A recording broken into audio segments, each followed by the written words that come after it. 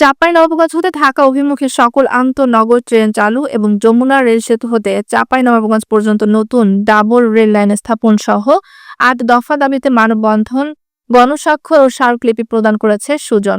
সুশাসনের জন্য নাগরিক চাঁপাইনবাবগঞ্জ জেলা শাখা। বুধবার বেলা 10:30টায় চাঁপাইনবাবগঞ্জ জেলা প্রশাসকের কার্যালয়ের সামনে মানববন্ধন হয়। মানববন্ধন শেষে জেলা প্রশাসকের মাধ্যমে রেল মন্ত্রণালয়ের উপদেষ্টা বরাবর স্মারকলিপি প্রদান করে জেলা সুজনের নেতৃবৃন্দ। এই আন্দোলনের প্রতি একাত্মতা ঘোষণা করে জেলার 20 সংগঠন ও রাজনৈতিক নেতারা মানববন্ধনে অংশ নেন। এদিকে একই দাবিতে ঢাকাস্থ চাঁপাইনবাবগঞ্জ জেলা সমিতি ঢাকায় তাদের বিভিন্ন ধরনের কর্মসূচি পালন করছে। মানববন্ধনে স্বাগত বক্তব্য রাখেন জেলা সুজনের সম্পাদক মনোয়ার হোসেন জুয়েল। এদের সংহতি জানিয়ে বক্তব্য রাখেন সদর উপজেলা সুজনের সভাপতি অ্যাডভোকেট নূরে আলম সিদ্দিকী আসাদ, বৈষম্য বিরোধী ছাত্র আন্দোলনের জেলা সংগঠক আব্দুর রহিম, চেম্বার অব কমার্সের পরিচালক খায়রুল ইসলাম, সদর উপজেলা পরিষদের সাবেক চেয়ারম্যান ও জামায়াত নেতা মুখলিসুর রহমান, সাবেক পৌর mayor Maulana Abdul Matin, Chapainawabganj chamber of কমার্সের সভাপতি আব্দুল ওয়াহেদ সহ অন্যান্যরা। মানববন্ধনে বক্তারা নানাভাবে অবহেলিত চাঁপাইনবাবগঞ্জ জেলাবাসী ৮ দফা প্রাণের দাবি পূরণে রেল মন্ত্রণালয়ের উপদেষ্টা সহ প্রধান উপদেষ্টার আশু হস্তক্ষেপ কামনা করেন। অন্যথায় দাবি আদায়ে সুজন 14 মে বনলতা ট্রেন চাঁপাইনবাবগঞ্জে অবরোধের পাশাপাশি বৃহত্তর কর্মসূচির হুঁশিয়ারি দেয়। ঘণ্টাব্যাপী মানববন্ধন শেষে সুজন জেলা কমিটির নেতৃবৃন্দ জেলা প্রশাসকের নিকট স্মারকলিপি প্রদান করেন। তাদের অহংকার ধরে রাখার জন্য আমাদের এইভাবে বৈষম্য, আমাদের এইভাবে বঞ্চিত করেছেন। আজকে আমাদের সময় এসেছে আমাদের নিজেদের দাবি, আমাদের নিজেদের এই দাবিকে জনদাবিতে পরিণত করে আমাদের এই দাবি আদায় করতে হবে। এই জন্য আপনারা পাশে থাকবেন। জেলার ব্যবসায়ী এবং শিল্পপতিদের পক্ষ থেকে একত্রতা ঘোষণা করছি।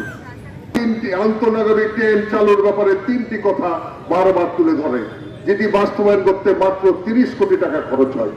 1 নম্বর, রেল চাঁপাইনবাবগঞ্জ পর্যন্ত আসতে গেলে রেলকে ধোয়া মোছা এবং অন্যান্য করার জন্য যে ব্যবস্থা, সেটা চাঁপাইনবাবগঞ্জে নাই। এটি করতে মাত্র 8 থেকে 10 কোটি টাকা খরচ হবে।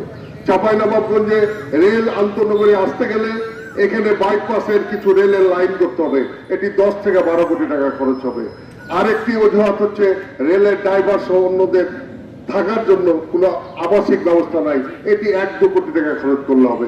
সর্বমোট 30 কোটি টাকা খরচ করলে এই চাঁপাইনবাবগঞ্জে আন্তঃনগরিক ট্রেন চালুর ব্যাপারে কোনো বাধা সৃষ্টি নাই। পৃথিবীর কোন দেশে এবং বাংলাদেশেও একটি রাজধানী থেকে সেই জেলার শেষ সীমান্ত পর্যন্ত প্রত্যেকটি ট্রেন চলে। শুধুমাত্র এই চাঁপাইনবাবগঞ্জকে আমরা আমাদের এই জেলাবাসীর 18 লক্ষ মানুষকে বঞ্চিত করে রাজশাহী থেকে আন্তঃনগরী ট্রেন চালু করা হচ্ছে। আমি অনুরোধ করব, আমরা দীর্ঘদিন বঞ্চিত ছিলাম। অন্তর্বর্তী সরকার, আপনি বঞ্চিতর কারণে, আজকে বৈষম্যের কারণে আপনি সরকার প্রধান এবং উপদেষ্টা আছেন। আপনারা এই সামান্য দাবিটুকু যদি বাস্তবায়ন আপনারা না করতে পারেন, আপনাদের এই বৈষম্য বিরোধী দায়িত্ব দিয়ে আপনাদেরকে বসানো আমাদের স্বপ্নকে আপনারা ধূলিসাৎ করে করবেন। আর বাস্তবায়ন না করলে চাঁপাইনবাবগঞ্জের 18 লক্ষ মানুষকে নিয়ে আমরা সকল রাজনৈতিক দল, সকল পেশাজীবী সংগঠন আমরা যে আন্দোলন সৃষ্টি করব, সেই আন্দোলনের মাধ্যমে আমাদের দাবিগুলো আপনারা তখন বাস্তবায়ন করতে ব্যর্থ হবেন।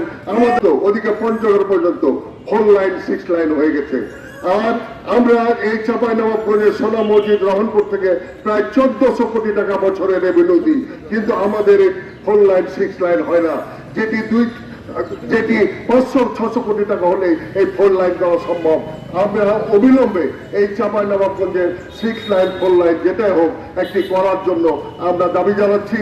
এবং আমাদের এই আন্তর্জাতিক মানের এই বাংলাদেশের 2য় বৃহত্তর স্থলবন্দর সোনা মসজিদ, এই সোনা মসজিদের সংযোগ হওয়ার কারণে আমাদের রাস্তাঘাটের বর্তমানে প্রতিদিন দুর্ঘটনায় বছরে 15 থেকে 20 জন মানুষ মৃত্যুবরণ করে।